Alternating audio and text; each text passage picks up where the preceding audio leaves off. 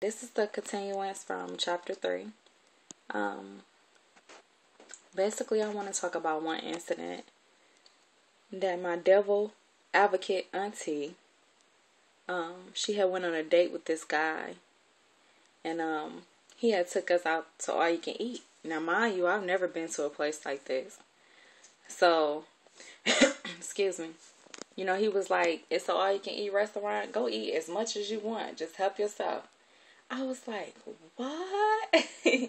You know what I mean? Because in my lifetime, I had never been taken to a restaurant, or I'm so used to being restricted to such small, confined meals, you know, that I kind of went overboard. I went and got like 6 or 7 plates full of food. Not at one time, but I just kept eating, like, but on the plates, it was just little small dabs, a little this, that, this, and that. You know what I mean? So, like, on my 6th plate, my aunt was like, "Sit down, you act like you ain't never been out to eat anymore." I mean, you act like you ain't never been out to eat anywhere. I mean, that's true. I had never been out to eat anywhere, you know, and I kind of felt embarrassed and crushed that she just, like, punked me and said all that in front of everybody. And it made me feel like I was a greedy person when she said something.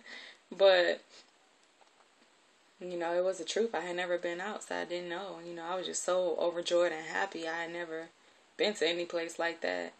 But after we had left there, it's this lady, when she had me, the devil advocate, when she had me when I was little.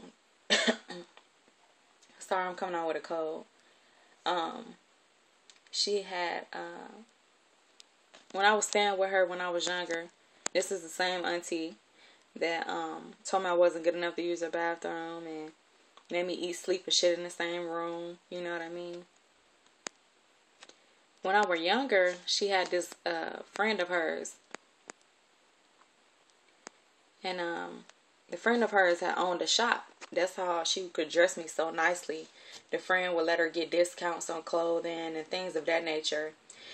Excuse me. And they were kind of like best friends. So, but her friend had stayed in a different part of Atlanta. And so we was going to visit her.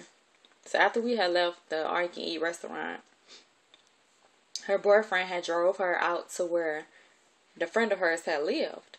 And, you know, I kind of had flashbacks of her face when I was younger. And she was always so nice to me. She wasn't ever mean.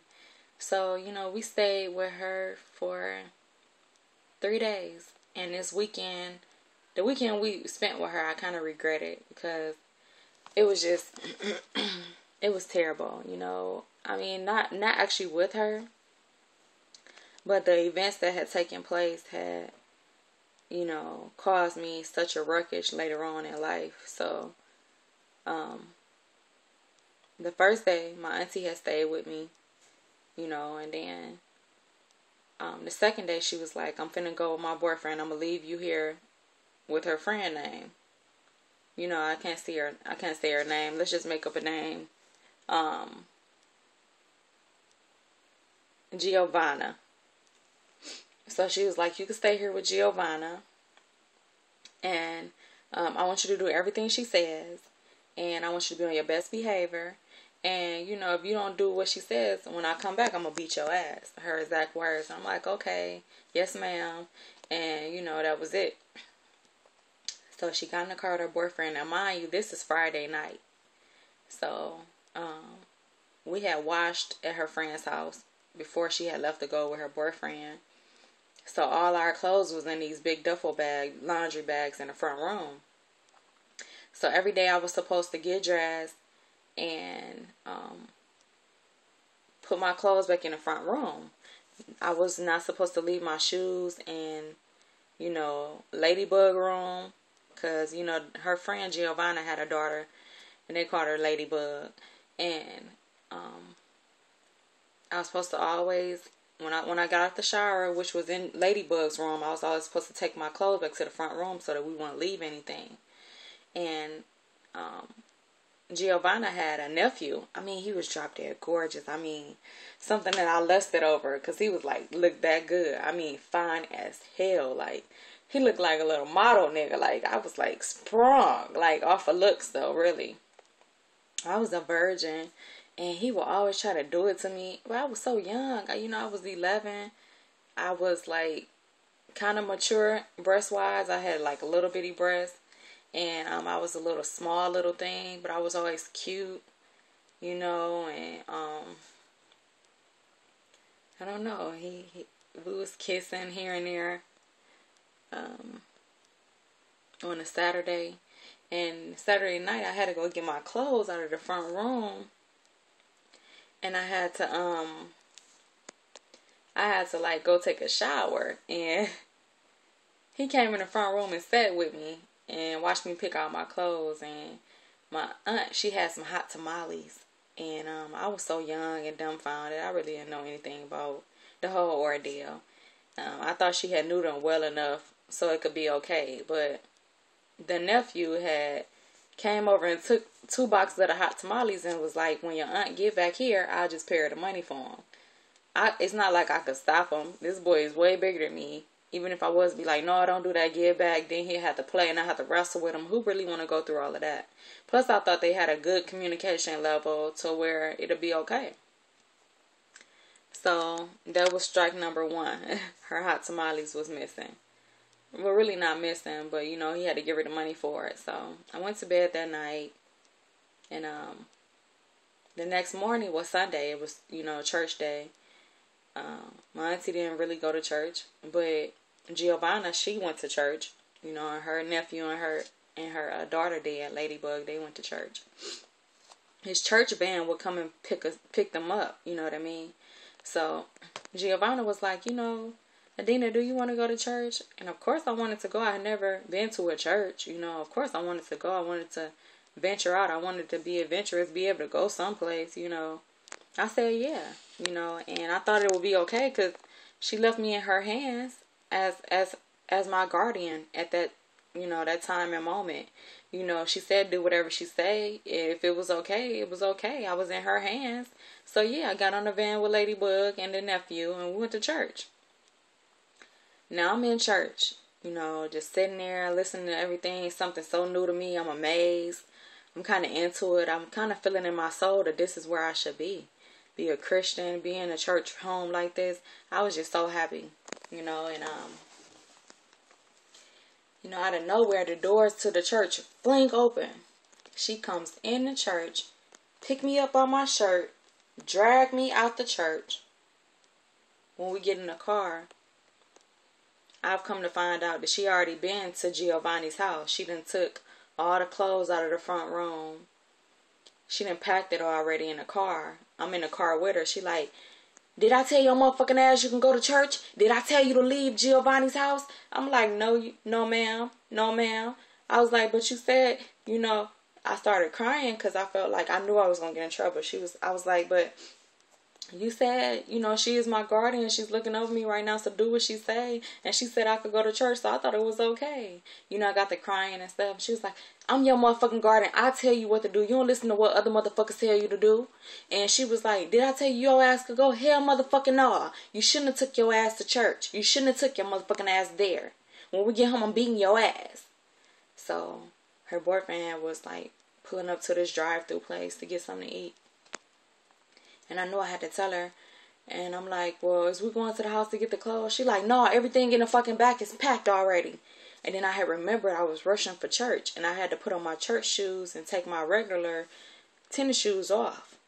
So I had left my tennis shoes in Ladybug room. And I couldn't put them back in the front room. Because I was going, after church, I was going to go in Ladybug room and put my shoes back in the front room. But since she had packed up everything, it was no way for me to tell her that, the shoes was in Ladybug room and to get them. I didn't even know she was coming to get the stuff. So I had to tell her that I left the shoes in Ladybug room. Then I also had to tell her about the hot tamales that the boy took. And she really went off then. I told you to put your motherfucking shoes and your shit in the front room. Didn't I tell your motherfucking ass that? And she reached behind the seat in the car and was like doing this in my face and mugging me. Didn't I tell your motherfucking ass that? She was like, and then you let him get my hot tamales. Your ass was just being fast with that fucking boy. You probably was just in love with that motherfucker. And you let him take my shit. I'm like, whoa, Man, you being young, you dumbfounded, you new to all this shit. I ain't know nothing about boys. I was never around no fucking boy. They ain't even let us talk to a fucking boy. The only time we seen the boy was in school, and we would barely be around them motherfuckers because the teachers didn't play that shit. You know what I mean? So she was like, when we get home, that's 3 strikes against your ass. I'm gonna beat your motherfucking ass. Wait till I get home and you gonna go outside and you gonna wait till I find what I'm gonna whoop your ass with. When we got home, I went outside and I thought about it if I wanted to keep getting whoopings. I didn't want to keep getting ass whoopings. I'm sorry. Tired of getting my ass beat all the time. You know, and when you get an ass whooping, it ain't no regular ass whooping. They be taking their frustrations out from whatever they going through in life on your ass in that ass whooping. And then, you know, she had threatened. She was like, I'm going to find something to whoop you with. I knew I was going to get a whooping. Like, this bitch was going to create some new shit that she ain't never whooped me with before. And I'm going to get a whooping with it. I'm not going to stick around. I'm not. I had never, ever ran away a day in my life. That hill that my cousins used to go down on a bike, it was like this fence right there that you can climb over to get out. I climbed that fence and I got the fuck on. I sure did. I got the hell on. I didn't want to get that whooping that day.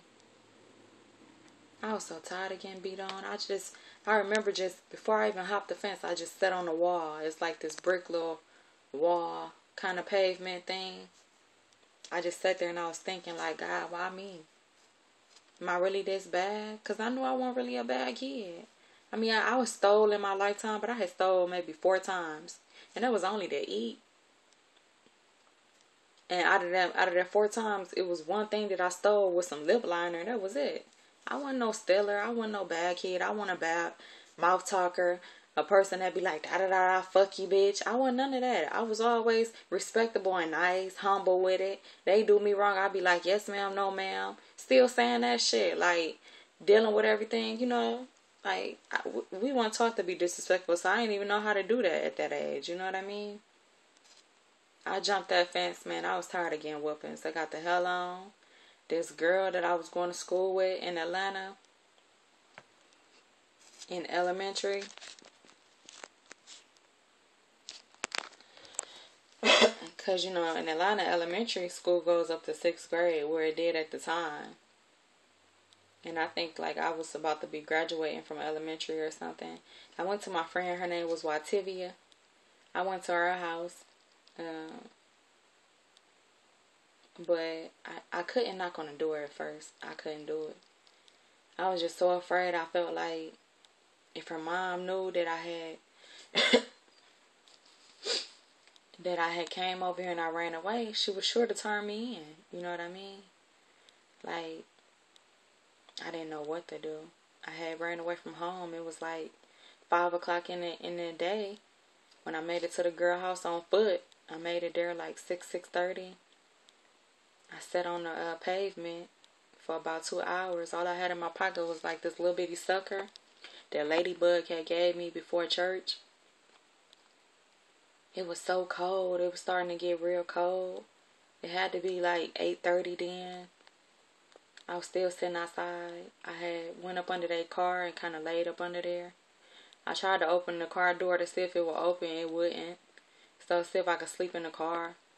You know, I ended up kind of going up under the car, laying down on the rocks, but you know, on the cement pavement part. But it was like it had rained, so the cement was kind of wet, and I was cold, and I kept thinking like some kind of dog or rat or something was gonna run up under there and bite me if I fell asleep up under there. So I stayed up under there for a good 30 minutes, but I got too spooked and I got the hell from out of there. So I went and sat by their mailbox, and it was like a few bushes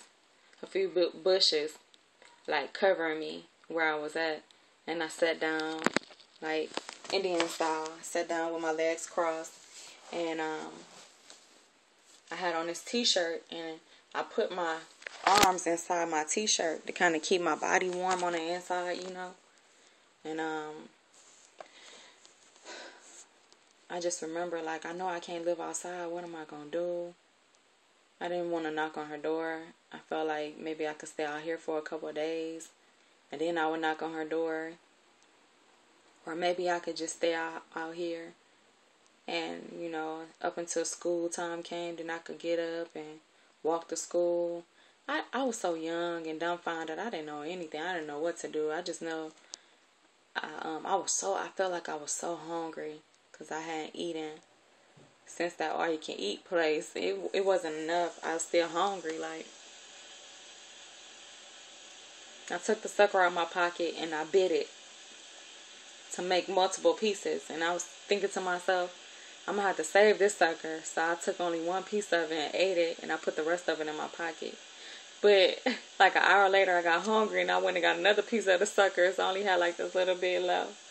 And I was like, man, I got to save this for my food tomorrow. Like, when you're young, you think so weird, you know. So I had like fell asleep. And I know I had a nice little nap. So I must have been asleep for maybe 3 or 4 hours.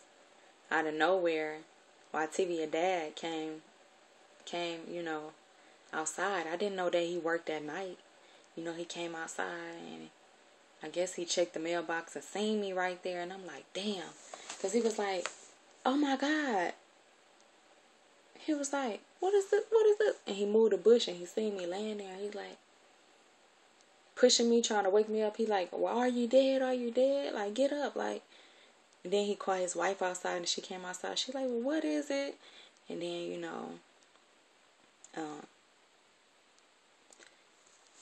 she like, you get up and come in the house. And she kept trying to ask me what was my auntie number. I didn't want to give it to her. I kept saying, I don't know. And then she was like, you can stay here tonight, but tomorrow I'm going to have to take you to school and tell the office about what's going on. And they're going to try to have to fix this problem. And so I had took a bath. And when I was taking a bath, I don't know if Wativia had a crush on me or liked me or something. But like, no lie, I'm not even all that bad. But my whole life, women have been attracted to me. That's why I don't have any female friends, because they always like me. For some reason, they just end up liking me, wanting to do it to me. And the girl Wativia had made me a bath. She came in there and she was kind of like sitting in there watching me take a bath. Then she took her hand and like groped my breast and started feeling on me. I'm looking at her like, what the fuck, you know? And at that time though, I was around 11. I had little hormones. I don't know where they were coming from because I had started developing breasts. I wore like a B cup, or I think a A or a B cup. So I would get horny, but I wouldn't know what to do after those feelings, you know what I mean? Because I know when I seen that boy at Giovanni's house, I was like, woof, I know I got horny quick. Yeah, but so I took a bath and I went and slept in Wativia bed, and Wativia was hunching me that night. So I didn't know how to really hunch back, but she was hunching me. Anyway, the next morning, you know, I had to put on them same nasty clothes I had on and go to school. And I was thinking to myself, damn, I wish I had somewhere else to go. You know, I wouldn't go home after school. I was thinking to myself, as soon as school let out, I'm going to run away, try to find somewhere else to go. Maybe I can make a friend at school and I can tell them what's going on. Maybe they'll let me go home with them, you know. So, just crazy how you think when you're a little kid, man. And I get to school, and I guess my aunt had already called up there, or my granddaddy or something, and told the office that if I had came in school that day, because I had been missing, that if I had came in during the last hour of school to hold me so I won't run away, call me in the office and make me sit up in there. Now, mind you, I'm so innocent and pure-hearted, I didn't really know what to do or how to think devilish and really get away with a lot, because I was so housed in. I wasn't exposed to things to be able to learn how to be a certain way. So, and they called me to the office. I thought I was in trouble or something. I didn't know what was going on. And so I stayed put. I didn't move. Next thing you know, I see my granddad come up there. He was up there in like 20 minutes. He came and picked me up. And when he got in the car, he was just like, what's wrong? What's been going on? Why you running away? Why you doing this? And I said, Granddad, I just wish you could know, like, what I'm going through in life. Like, I wish you could just see, like, everything they put me through, like, what everybody put me through. Like, I just wish you could see, like, I said I ran away because I'm tired of getting hit on. I'm tired of, you know, people abusing me. Like, I just, at this time of my life, I think I would rather be with him than be with her crazy ass. Like, because, you know, he had got older.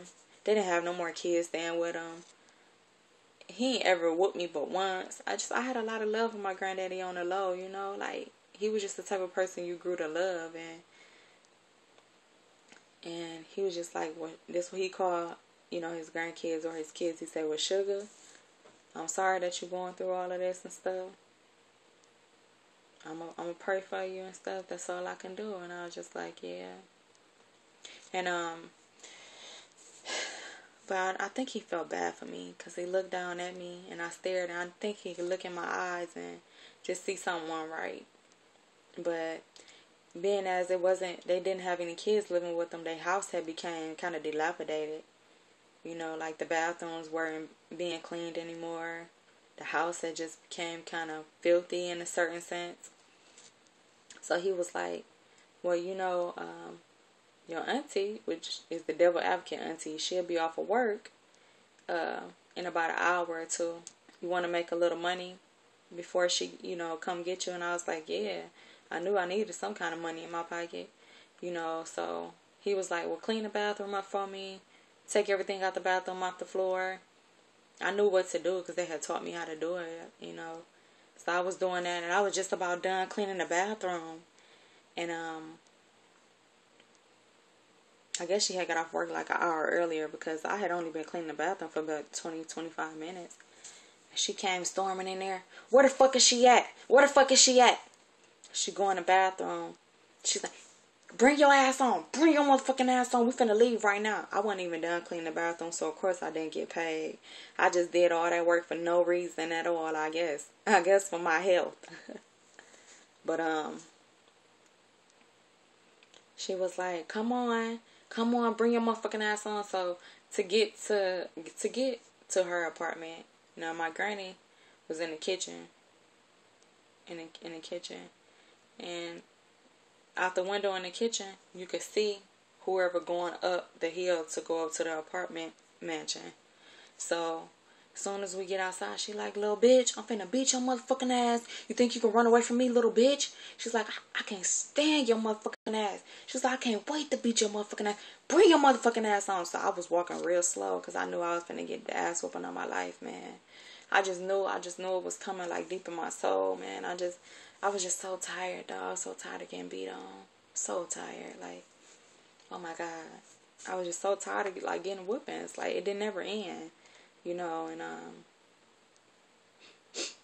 while I was walking up the steps, it was like 2 steps and then like this long cement walkway to get up to the apartment mansion.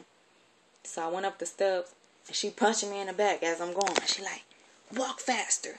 Walk faster. Like, just punch me in my back and pushing me to make me go quicker. Punching me, pushing me, punching me, pushing me.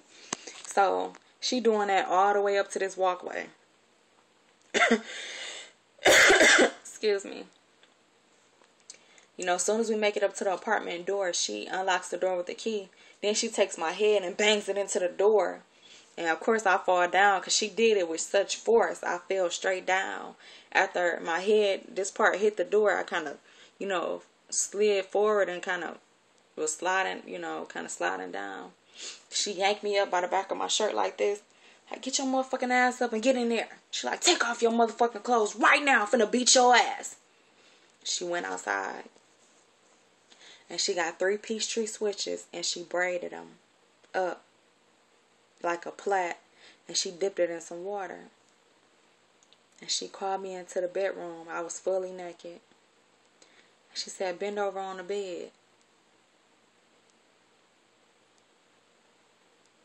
I was just crying.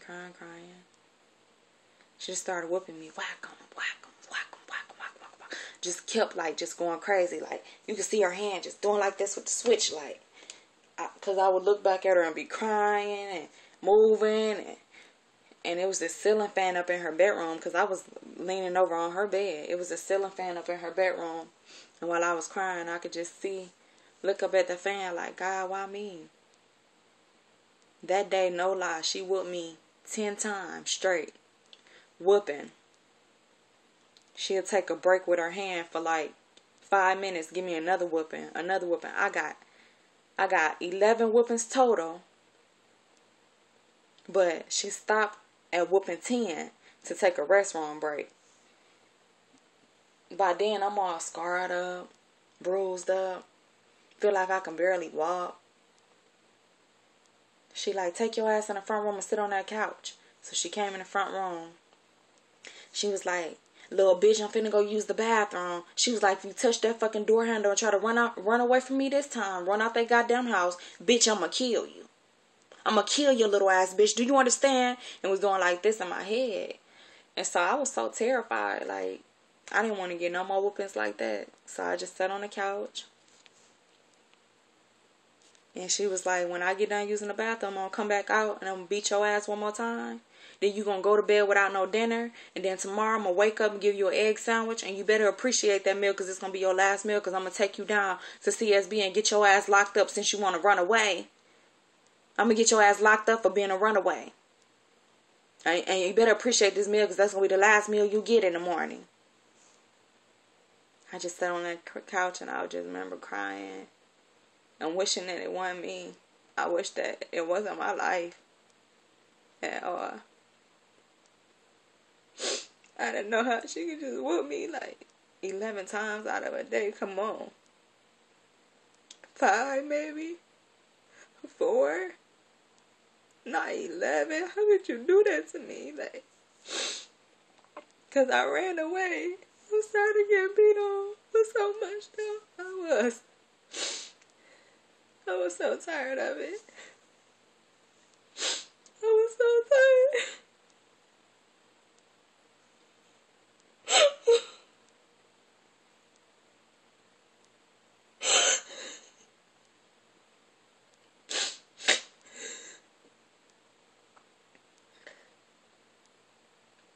At the end of the day, I didn't ask for that. You know, I didn't ask for that at all. And I had to deal with that.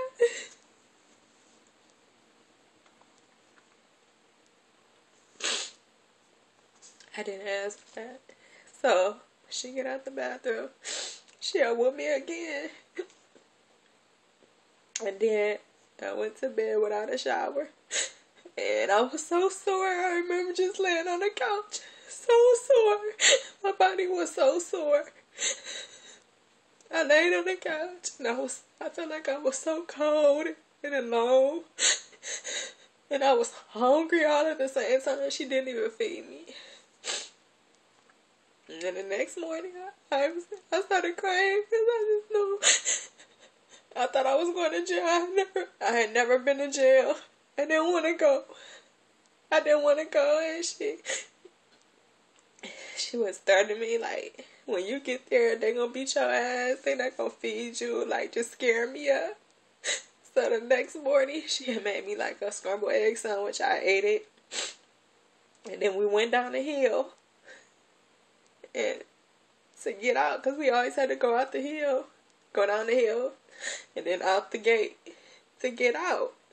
Because it was a gate right by her apartment, the one that I jumped over to run away, but it stayed locked.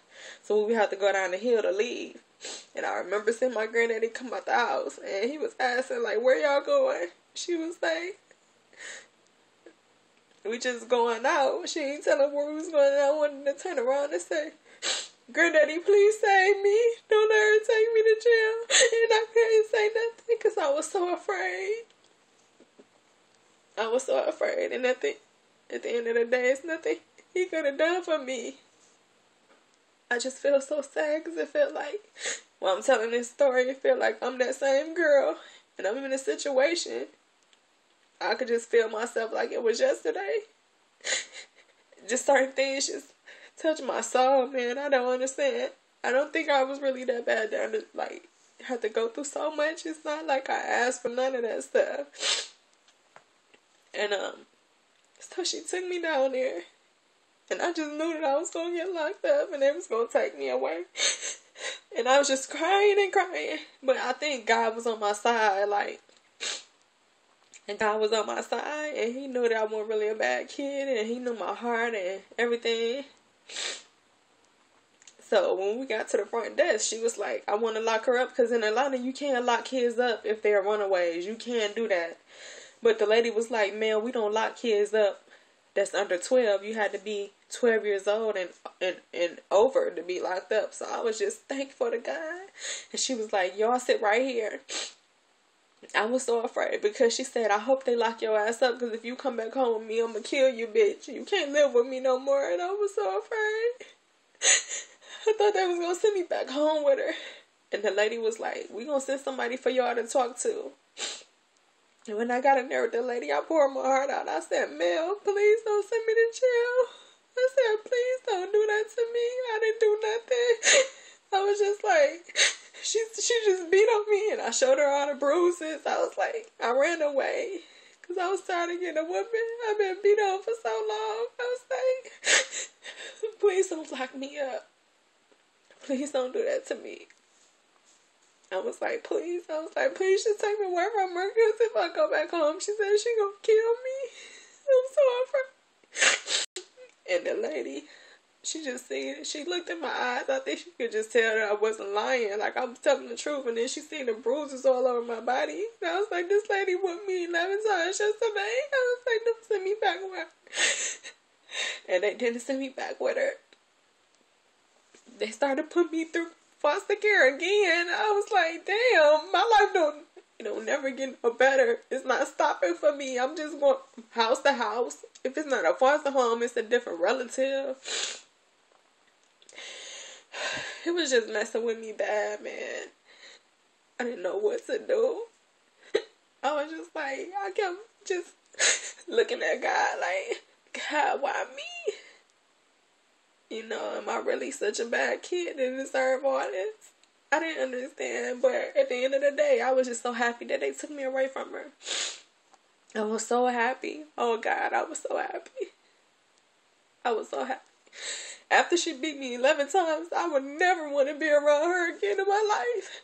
Never. And she had already did so much to me when I was little, like, at age 2 to 3, she was just always hitting on me. They have to go back in her life again, and she just did worse to me. It seemed like, you just want to keep scarring me. Why y'all just want to keep scarring me? Like, I don't get it. You know, it's not like I was fighting kids in school, being a troublesome kid. I didn't really deserve that. Like, I just couldn't understand why she would do me like that. Y'all just don't understand. Somebody beat you 11 times in one day? In less than 6 hours? That's a lot. Like, my whole body was sore. But you look at me now, it don't look like I've been beat on or nothing. Look at my skin. So I know God got a plan for me. I do. I know this. Like, I have skin pigment. I have a little weight on me now, but I'm a beautiful young lady. I just know he got a plan for me. That's why I want to tell my story to all of y'all. So y'all can, like, see that no matter what, like, you can make it. You can make it whatever you go through. And this is only a little bit. I still got so much more to tell you guys. But you guys can make it. You really can. And it's not your fault if you go through a lot. Because sometimes in life, you just gonna go through it. It's just what's meant to happen to you. And it's only meant to make you stronger. But at the same token, it does scar you. And it leaves you with, like, scars and bad memories. And it really affects you. But through it all, you can make it. I have to end this chapter up. And we'll be going to chapter 4 next. So just stay tuned. And forgive me for my crying. I just kind of got overwhelmed. I might do that throughout other stories because my life is kind of sad sometimes. All right.